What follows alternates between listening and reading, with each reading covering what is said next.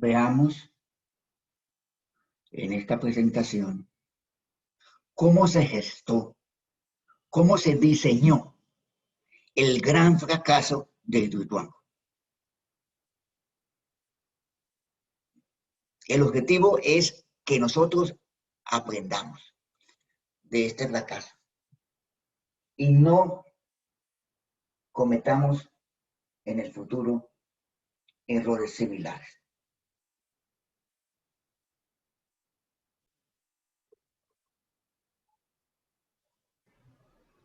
Hola a todos amigos y amigas de YouTube. Les traigo la verdad de Hidroituango en una de mis series sobre los grandes errores de ingeniería. Esta vez le toca el turno a Colombia, una de las obras de mayor envergadura ubicadas en el departamento de Antioquia, ahora lo vamos a ver, y con un costo aproximado de 4.000 millones de dólares. ¿Y en dónde está ubicado Hidroituango? Entonces esta es la República de Colombia. Vamos a adentrarnos en el departamento de Antioquia, cerca a la ciudad de Medellín. Y vamos a estar hablando de estos tres puntos. La represa de Hidroituango está en este punto sobre el río Cauca, se encuentra con el río Ituango, aquí está la pequeña población de Ituango y otra pequeña población que es la de Valdivia, también vamos a hablar más adelante, que ha sido una de las más afectadas, ya que esta población de Valdivia está prácticamente en las riberas del río Cauca. Entonces en el mapa está a 171 kilómetros de la ciudad de Medellín y es en este punto donde se desarrolló este gran proyecto en el cruce del río Ituango, río Cauca y Puerto Valdivia. Este es un dibujo de la represa, es una represa de gran envergadura, 225 metros de altura. El embalse, o sea, lo que se forma por el represamiento del agua, tiene 74 kilómetros de largo. El vertedero, aquí lo vemos a mano izquierda, genera 22.600 metros cúbicos de agua por segundo, y la casa de máquinas que está en esta parte al interior de la montaña, que es a donde se desvía el agua para producir la energía a través de unos grandes generadores. La capacidad instalada es de 2.400 megavatios. Este es un dibujo aguas arriba, aquí está la parte del embalse y ya les he hablado de la capacidad y el costo. Este es un proyecto que costó, o se estima que va a costar, 11.4 billones de pesos, o lo que significa en dólares 4.000 millones de dólares. Aquí están los túneles de desviación que fueron taponados intencionalmente, ya que era parte de la programación de la construcción de la represa para poder llenar el embalse. Hay un túnel de descarga intermedia y ahora les voy a explicar qué fue lo que pasó con esta mega obra de infraestructura.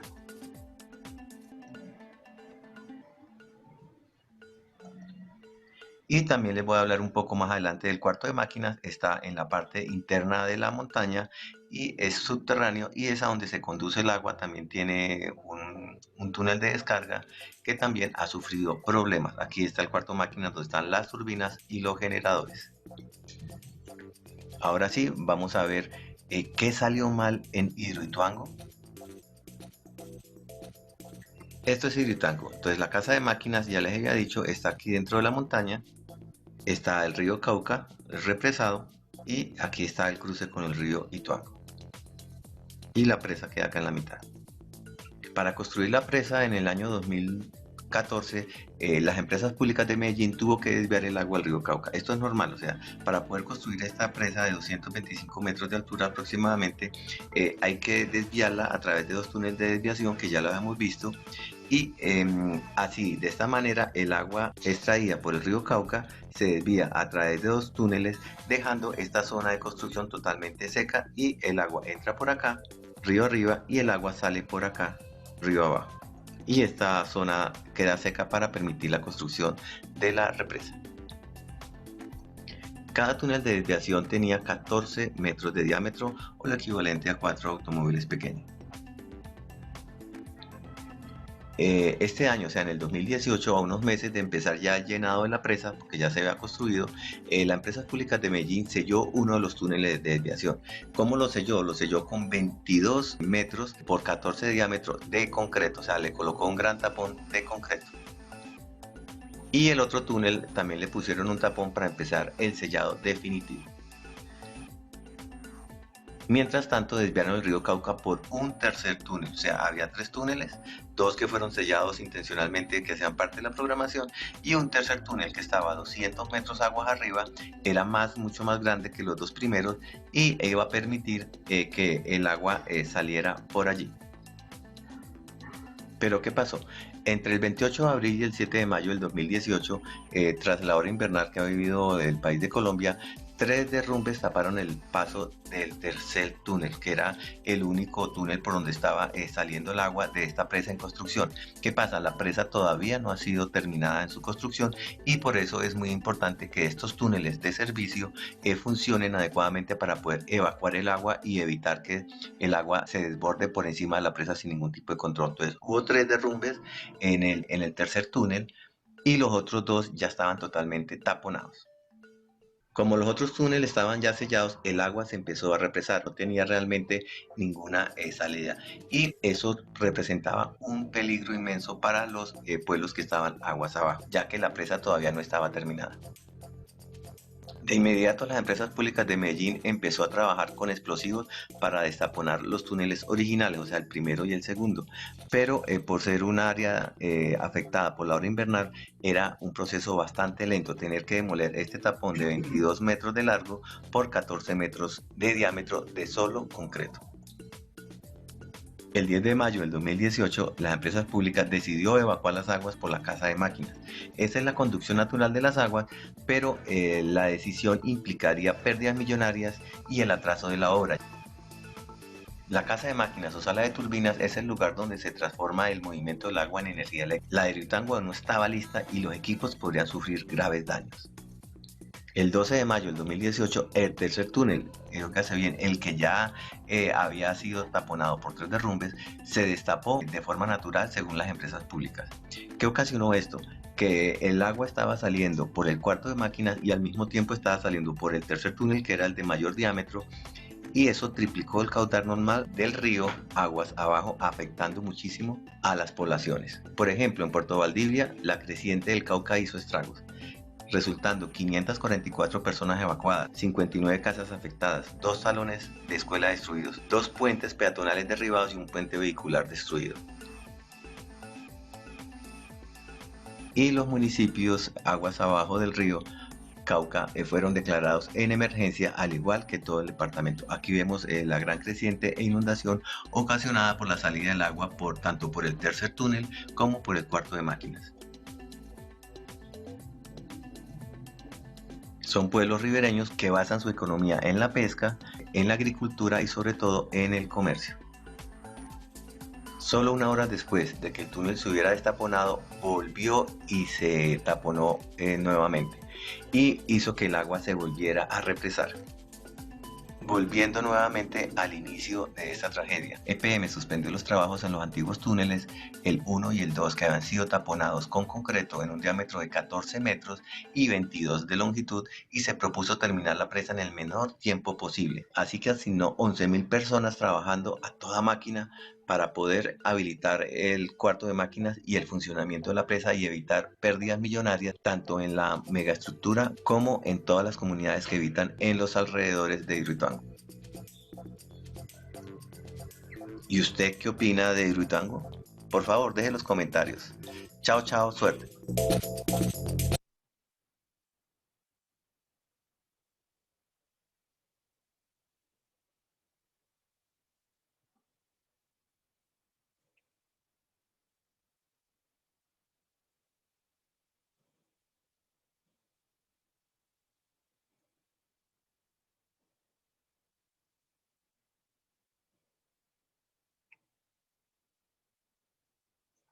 ¿Cuál era el objetivo de desviar el túnel, el agua por el túnel auxiliar, por el tercer túnel?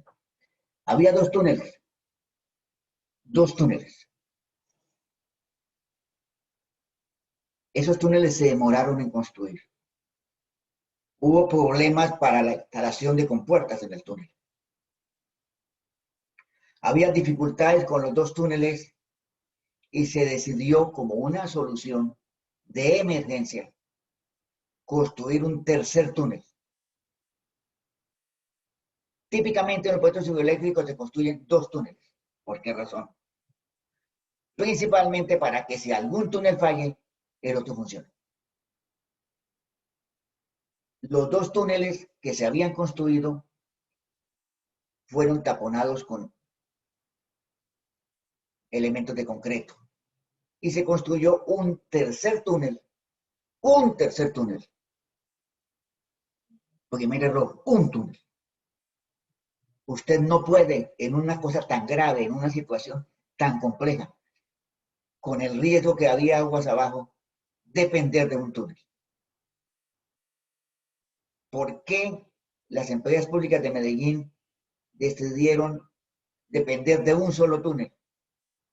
Cuando el estándar de ingeniería es construir 2 túneles, si un túnel falla, el otro funciona. Como se había planteado inicialmente. Sí que había demoras. En estos proyectos es normal que se presenten demoras. Las demoras generan costos adicionales. Entonces, para minimizar o para resolver el problema de los costos adicionales por la demora de entrega del proyecto, de las multas y del el esquema económico, por razones económicas, se decidió depender de un solo túnel. O sea, las empresas públicas de Medellín decidieron asumir el riesgo de depender de un túnel. Esa túnel o galería adicional o galería auxiliar de desviación fue la que falló. Siempre se debe tener en cuenta el riesgo. Las empresas públicas de Medellín pensaron solamente en el tema económico. Nunca se evaluó los problemas técnicos ni los problemas de riesgo. En nuestros proyectos debemos tener en cuenta siempre el riesgo. Si nosotros pensamos solamente en el dinero, podemos tomar decisiones incorrectas que pueden traer grandes fracasos. Segunda decisión incorrecta. Un túnel de forma no circular. Los túneles hidráulicos tienen forma circular porque son para que pasen fluidos, para que pase agua. Yo no conozco que se fabriquen tuberías para agua de esta forma como se construyó el túnel. O sea, un ducto para agua que no es circular. ¿Por qué se hacen en esa forma? Por facilidad de construcción. Se acudió a una forma de túnel que hidráulicamente es ineficiente, que genera muchísimos riesgos de tipo hidráulico por los problemas de las esquinas y del piso, problemas de turbulencia. Tomaron la decisión incorrecta por temas de que sea más fácil. Ah, no, más fácil y más rápido. A los ingenieros nos gustan las cosas fáciles. Si algo es difícil, costoso, no lo debemos hacer. Debemos tomar la decisión técnica correcta. La facilidad de construcción es importante, pero no podemos tomar riesgos de un comportamiento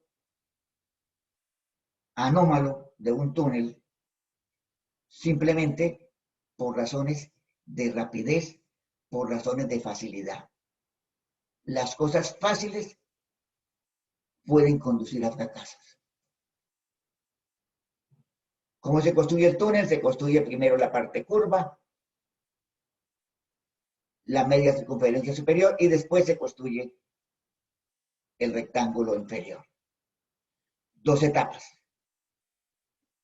Muy rápido, muy sencillo, muy interesante, pero para un túnel carretero Pues este es el tipo de túnel que se debía hacer. Pero para un túnel hidráulico no. ¿Cómo es que hacemos túneles hidráulicos con forma de túnel de carreteras? Hay algo mal en nuestra ingeniería. La forma del túnel era incorrecta y se presentó falla por erosión. Las empresas públicas de Medellín contrataron a una empresa chilena, Scava Consulting, para explicar por qué falló. Después de la falla, de haberse contratado una empresa de postín, una empresa confiable de consultoría, para que revisara los diseños antes de construirse. Los diseños se diseñan, se revisan un poco. O sea, una firma X tiene un prestigio y el diseño no se le mira. Necesitamos revisar los diseños. Por diseño que no se revisa puede llevar errores. Después de que falló, pues es mucho más fácil analizar por qué falló. Se generó erosión adelante de una curva, de un túnel de forma ineficiente, y vamos a ver más tarde con protección ineficiente. Se generó una gran cárcava y falló. Luego se destaponó solo y luego volvió a fallar. Vemos la fotografía de la gran cárcava que se generó en la superficie del terreno encima del túnel al generarse la erosión. Falló al pasar la primera curva, o sea, la única curva que había en el túnel. ¿Por qué les hacemos esa curva al túnel? Un túnel corto, un túnel de cerca de 1 kilómetro de longitud, un túnel corto, hidráulico, ¿por qué se le hacen curvas? Un túnel carretero perfecto, hagámosle una curva, porque los vehículos tienen dirección para tomar la curva. El agua no. Los túneles hidráulicos cortos no deben tener curvas. Error grave de ingeniería. Sí que es más fácil de construir, sobre todo para el portal. Al hacerlo recto, salía un poco más largo y además había dificultades para la construcción del portal. Dificultades constructivas. Se justificaba una curva a solo 400 metros del inicio del túnel. ¿Se justificaba esta curva?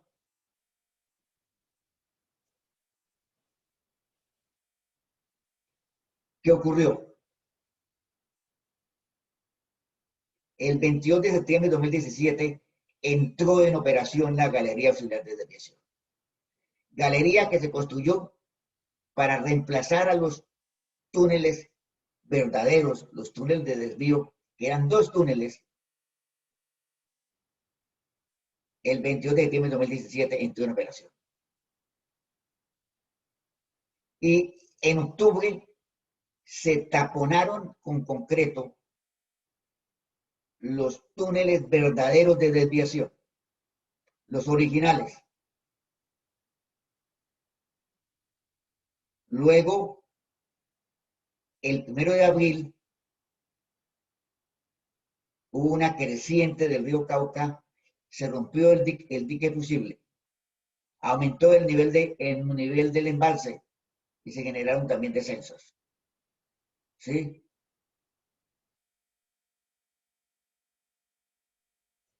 Se taponó, se bloqueó el túnel único de desvío. Un túnel de forma irregular, con una curva que podía haberse evitado, irregular, y ya hubo cambios de presión. Cambios de presión en el túnel, todo túnel hidráulico en un río está sujeto a cambios de presión. Y la falla del túnel de desviación, del túnel auxiliar, del túnel único, también generó cambios de presión. Se presentó una falla de erosión, un colapso interno del túnel. Es una geología compleja. La geología. Otro factor que no se tuvo en cuenta. Los geólogos elaboran unos informes muy detallados. A veces la información muy completa, a veces incompleta. Pero hay informes de geología. Los informes de geología nos decían que la geología era compleja, que había fracturas, que había una falla geológica atravesando el túnel. ¿Se tuvo en cuenta la geología para el diseño? El índice GSI. El índice GSI es un índice de la calidad de la roca. Con ese índice se generan unos parámetros de calidad de la roca. El índice GSI.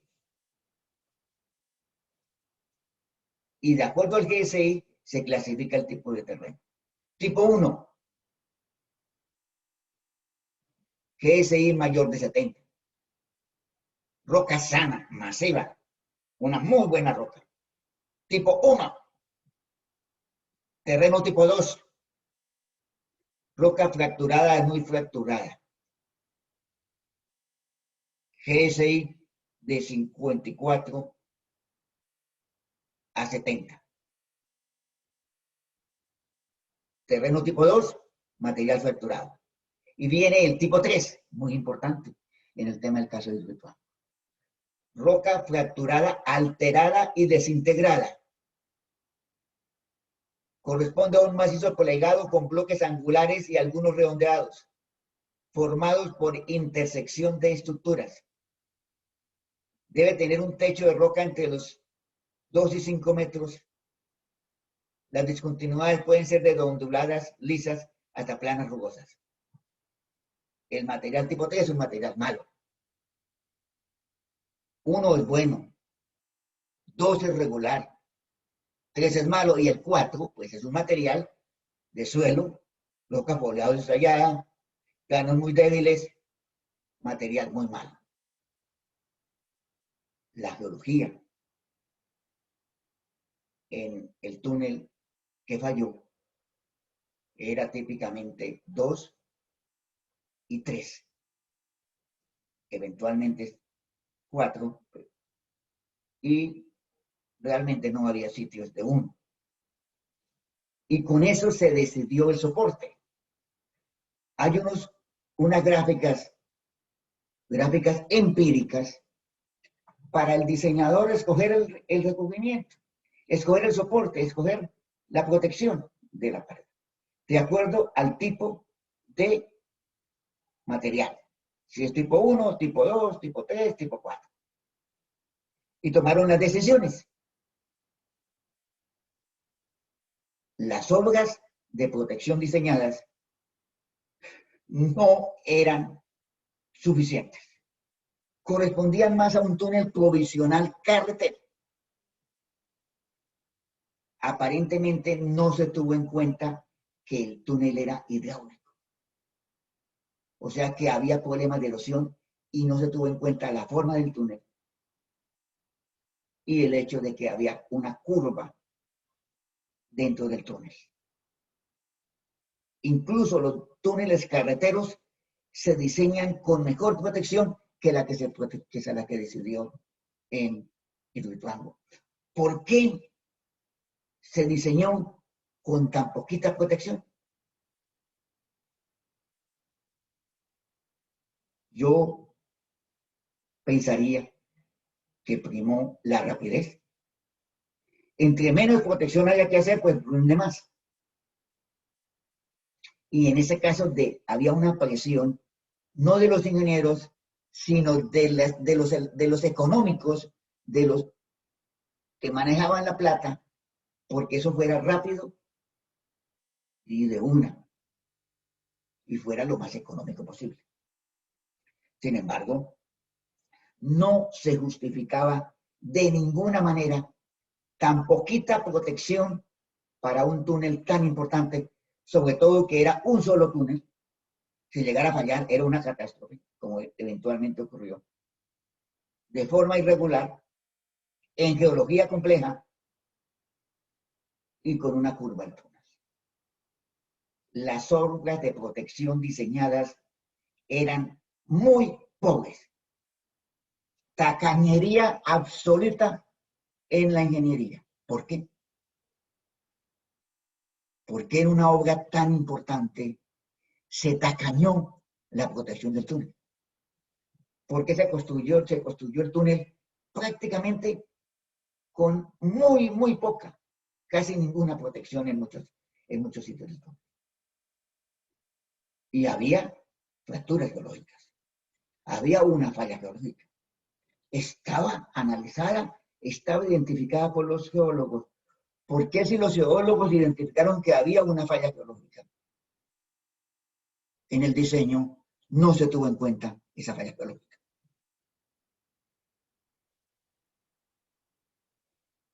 Fotografía de la zona de cizalla. Espesor de 25 centímetros. Con roca triturada en su interior. Gravísimo para un túnel hidráulico. En un túnel carretero, más o menos, se puede trabajar así. Se manejó con criterios de túnel carretero de baja especificación. No se tuvo grandeza en el diseño. Los diseños deben ser robustos, de acuerdo al tipo de material, de acuerdo a las condiciones del terreno y a las condiciones de operación de la obra. Y del riesgo. El riesgo era muy grande, ¿por qué? Porque había un solo túnel. Y si usted tiene un solo túnel, usted debe diseñarlo teniendo en cuenta el riesgo si llegara a fallar el túnel. El diseño contemplaba la construcción del piso en la galería de 30 centímetros para el terreno tipo 4. Entonces, el terreno de suelo se le colocaba piso al túnel, en la parte plana inferior del túnel. Y para tipo 1, 2 y 3 no llevaba piso. ¿Qué quiere decir? Que la mayoría de la longitud del túnel no tenía piso. ¿Se imagina un túnel hidráulico? Era un material tipo 3, sin recubrimiento del piso. Que el recubrimiento del piso es clave para demorar la construcción del túnel. Entonces, vuelve nuevamente.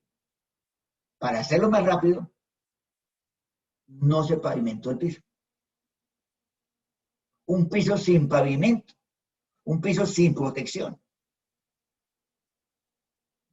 En prácticamente casi toda la longitud del túnel. Pero grave que en los materiales tipo 3, que ya vimos cuáles son los materiales tipo 3, que son materiales muy regulares, de roca fracturada, de roca cizallada, no se le colocó piso al túnel, sin losa de piso. Y de acuerdo al concepto de Scava Engineering, de acuerdo al concepto de quienes analizaron la falla del túnel, el túnel falló por el piso. Un detalle que para algunos puede ser insignificante. El piso del túnel es muy importante. ¿Por qué? Porque hidráulicamente, por la forma del túnel, es la zona donde son mayores las fuerzas de la turbulencia. O sea, la atracción del agua sobre el material de roca o el material de fracturado y el material de suelo es mayor en el piso. Y al ser mayor en el piso, lo que mejor debió haberse protegido es el piso. No entendemos por qué estos profesionales decidieron no colocarle protección al piso. Y se habían identificado estructuras débiles, zonas de cizalladuras de espesor de hasta algunos metros. No se construyeron elementos para proteger la erosión. Creemos que porque fuera rápido el proyecto. Sí, aquí el proyecto se manejó con muy poca ingeniería, pero con mucha presión de la parte económica para que se hiciera rápidamente. Las obras a la carrera pueden tener fallas graves. Como ingenieros, nunca hagamos las obras a la carrera. Tomemos el tiempo. El tiempo es clave para que la obra quede bien hecha. Despacito y pandito, decían mis abuelos. Despacito se llega lejos. Salir a construir el túnel de desviación a la lata, a la carrera, sin protección suficiente. Dadas las características del túnel hidráulico, es diferente a un túnel carretero. El flujo en el piso descubierto generó problemas de erosión. Es difícil analizar el comportamiento, pero hay que tomar decisiones. Había dinero, porque las obras, el piso, ¿cuánto valía el piso del túnel comparado con el valor de la obra? Unos pocos millones de pesos se ahorraron y se tomaron riesgos de billones de pesos por ahorrar millones de pesos. El piso sin recubrimiento y las irregularidades en la excavación. El contratista de la obra, por su rapidez, construía tramos muy largos de túnel por rapidez. Volvemos nuevamente, había presión porque fuera muy rápido. El túnel salió completamente irregular. O sea, si vemos la visualización en 3D de la forma como quedó el túnel, ese túnel no tenía decencia en su construcción. Completamente irregular. Esas irregularidades generan esfuerzos sobre las paredes, sobre el piso del túnel, por irregularidades.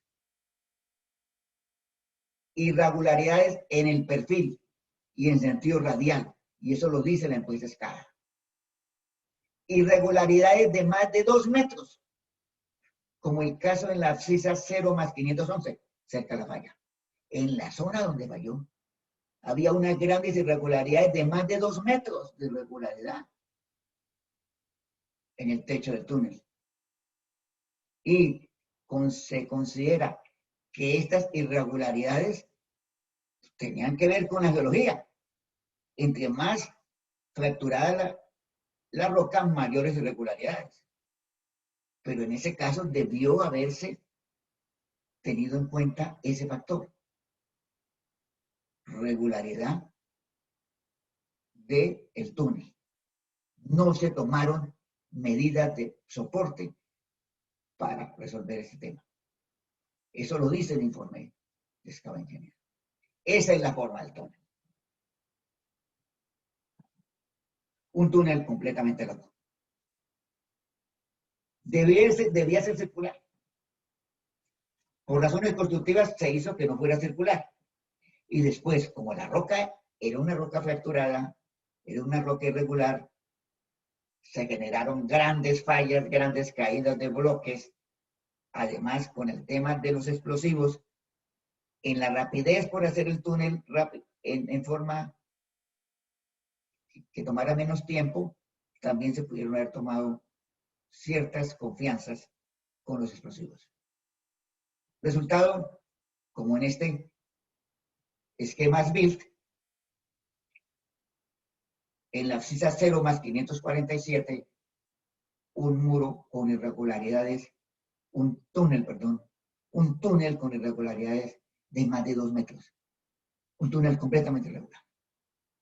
Que el contratista no tenía experiencia, es posible.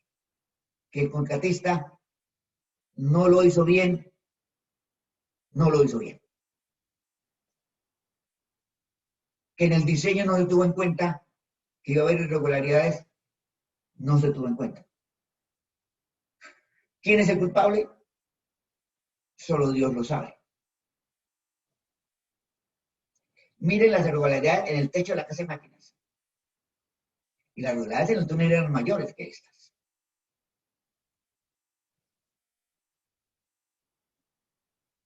Excava determinó que las altas velocidades de flujo produjeron un desgaste acelerado en el sostenimiento y en el piso, generando un colapso.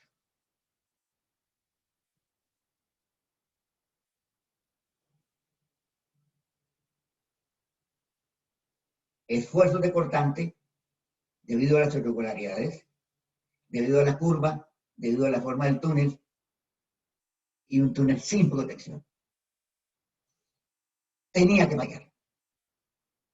Igual que lo que pasaba con el edificio Space, y Duitango nos muestra que tenía que fallar. Hubiera sido un milagro que en esas condiciones de geología, con la curva, con las irregularidades y sin protección, y la fuerza hidráulica del gran volumen del río Cauca, del gran caudal del río Cauca, estaba todo cocinado para que hubiera una falla. Y nadie lo advirtió. Todo el mundo siguió la corriente. ¿Por qué los profesionales, que eventualmente alguno tuvo que haberse dado en cuenta porque las fallas eran extraordinariamente graves, por qué ningún ingeniero reviró a tiempo?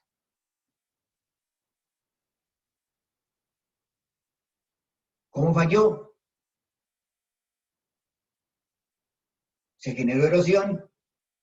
¿Por qué se generó erosión? Por fuerzas de tracción. ¿Por qué la fuerza de tracción? Forma del túnel, irregularidades, no hay protección.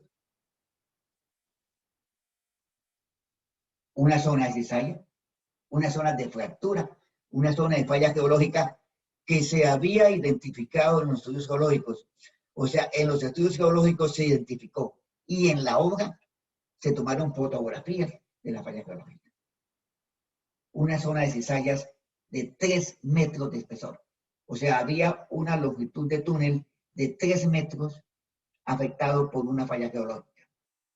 Y no se tomaron protecciones. Lo que es más, ni siquiera se le colocó piso al túnel en ese sector.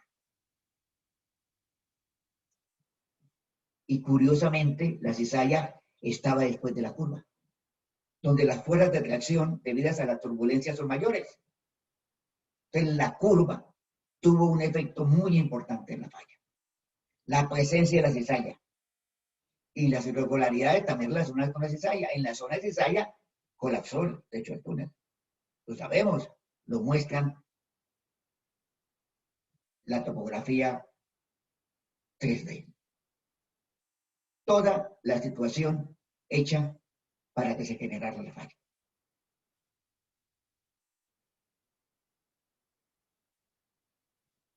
La roca fallada con material suelto dentro de la falla,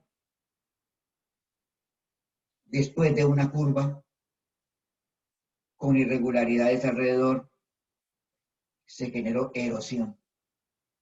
Se generó erosión, iniciando posiblemente en el piso del túnel, porque no tenía piso el túnel. Y a medida que fue fallando por erosión, se fue generando una falla progresiva.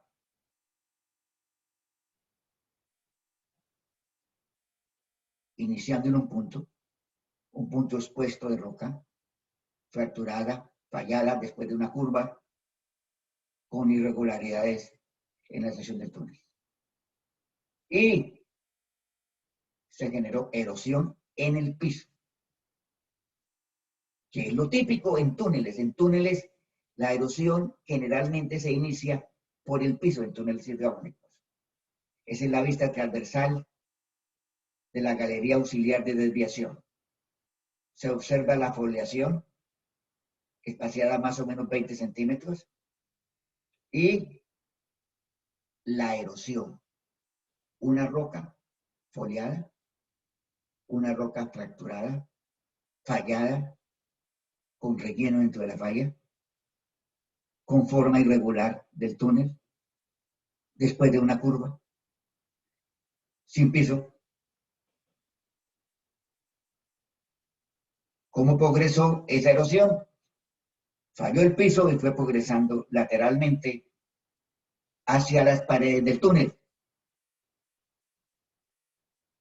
hasta que se generó el colapso. Y el colapso taponó. Luego, el mismo caudal destapó el tapón, y luego al desaparecer el tapón volvió a fallar, porque la falla venía siendo mayor. Y finalmente quedó el tapón definitivo.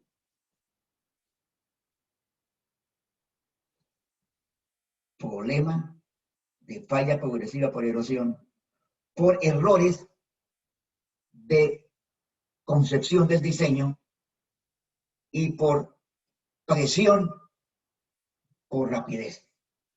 Y un solo túnel.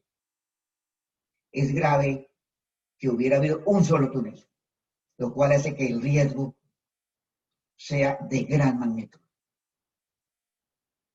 Finalmente falló totalmente el techo y apareció la gran cárcava en la superficie del terreno. Todo esto lo pueden ustedes leer en el informe de Excava Ingeniería. ¿Por qué colapsó el túnel? La protección del túnel contra la erosión no era suficiente. No tenía suficientes pernos.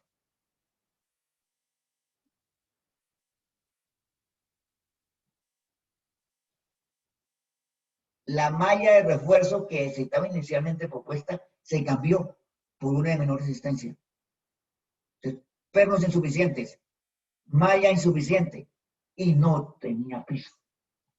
Muy grave especialmente que no tenía piso. Algunos factores adicionales, dice Excava. Elección de soporte de piso, perfil irregular, golpe de ariete, oscilación de supresión dentro de la roca. Estaba todo dado para que se generara la falla. Y nadie lo advirtió.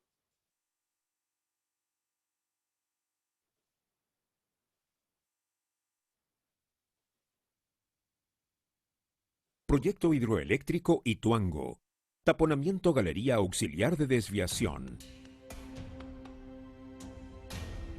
La construcción del proyecto hidroeléctrico Ituango comenzó en 2009, logrando el desvío del río a través de los túneles de desviación originales en febrero de 2014.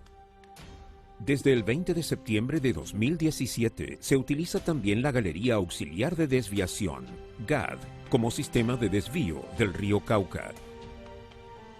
Cuando la construcción del proyecto tenía aproximadamente un avance del 90%, se procedió a iniciar el cierre programado de los túneles de desviación izquierdo y derecho. El 28 y 30 de abril de 2018 ocurrieron derrumbes de terreno al interior de la GAD que generaron el taponamiento definitivo de la galería.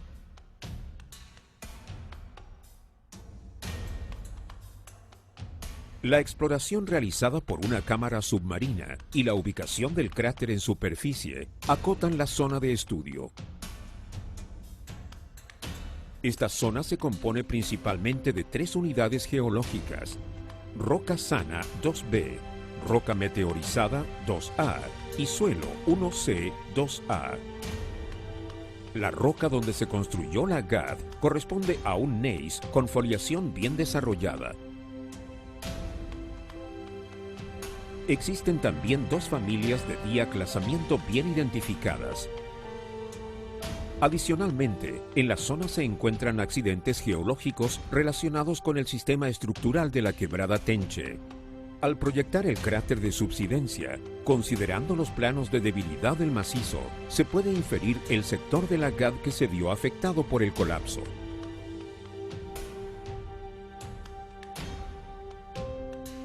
El sector de análisis fue clasificado durante la construcción como terreno tipo 3, el cual, de acuerdo con el diseño, no requería instalación de losa de piso en concreto. La situación anterior abre la posibilidad de que en dicho sector se puedan presentar singularidades geológicas expuestas en el piso del túnel.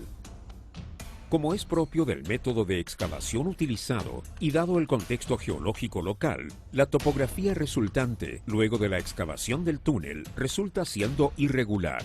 Esta situación pudo afectar las condiciones de flujo del agua dentro del túnel, particularmente en el piso. La zona donde se presentó el colapso se encontraría inmediatamente después de la curva localizada en cercanías a la entrada de la GAD. Por esta situación, el flujo de agua generaría esfuerzos de corte mayores en la pared y el piso de la zona exterior de la curva. A finales de marzo de 2018, el aumento del nivel del embalse por factores hidrológicos provocó que la GAD pasara de flujo libre a flujo en transición.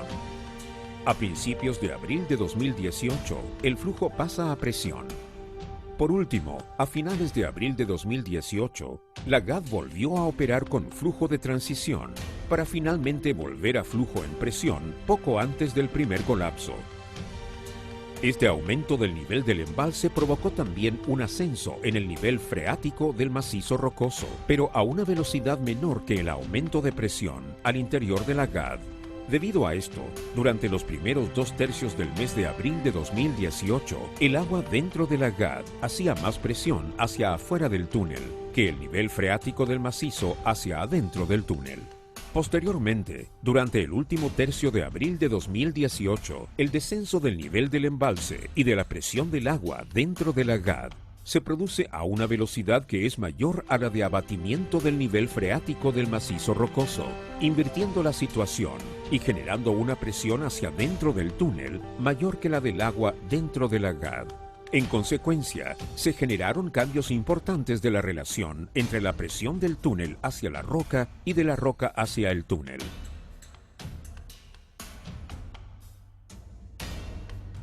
En el sector existen singularidades geológicas llamadas cizallas. En el tramo de análisis, estas singularidades geológicas se encontrarían expuestas en el piso del túnel. El material de relleno de estas cizallas es en algunos sectores lavable y erosionable por el flujo de agua. La cizalla es erosionada y su relleno es arrastrado por el flujo de agua. Al remover el relleno de la zona de cizalla, se generan superficies de debilidad en la roca que quedan expuestas al flujo. La foliación está bien desarrollada, es de alta persistencia y tiene una separación cercana a 20 centímetros. Dado que el tamaño del bloque medio de roca pesa 50 kilogramos y el flujo tiene una capacidad de arrastre muy superior a este valor, los escombros son removidos fácilmente por la corriente. Esto genera una progresión en la zona de cizalla. Debido a la orientación de la foliación y el mayor potencial erosivo del agua en este tramo, la erosión se propaga lateral y verticalmente desde el túnel hacia la roca. Las estructuras geológicas predominantes orientan la degradación de la GAD. A nivel de piso, se generan cuñas que crecen en la pared derecha, tanto por separación de los planos de foliación de la roca como por levantamiento de bloques de roca. Favorecido por el máximo desgaste del agua, El mecanismo de falla progresa hacia la pared derecha. En la base del túnel se genera una zona vacía, ya que los escombros son lavados por el flujo. La cavidad generada induce el desprendimiento de bloques de mayor tamaño, el cual es favorecido por la foliación, las principales familias de diaclasamiento y cuñas de roca. Se genera una pérdida gradual del soporte. Continúa el progreso de la cavidad a medida que los bloques son removidos por el agua. La cavidad progresa hasta generar un cambio de forma suficiente para producir un colapso brusco que el flujo de agua no es capaz de remover. El bloqueo producido por los bloques de roca detiene el flujo a través de la GAD. La detención súbita del flujo dentro del túnel produce un aumento en el nivel del embalse. Al aumentar el nivel en el embalse, se incrementa la presión de agua sobre el tapón. Esto último conduce a un destaponamiento. Al destaponarse el túnel, queda una cavidad inestable. La cavidad progresa, acercándose al contacto entre la roca y el suelo. El proceso de socavación continúa hasta que el puente de roca no tiene la capacidad soportante necesaria para mantenerse, provocando el desprendimiento súbito de toda la roca y suelo remanente, por encima de este, llegando hasta la superficie y generando un cráter visible por encima de este.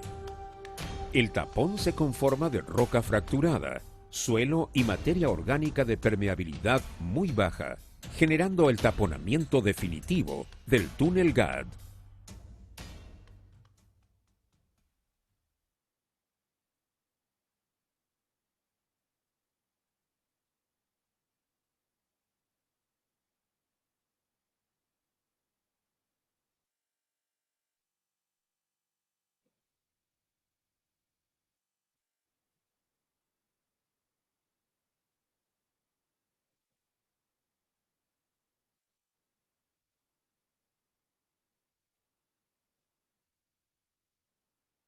¿Por qué falló el túnel de Ituango?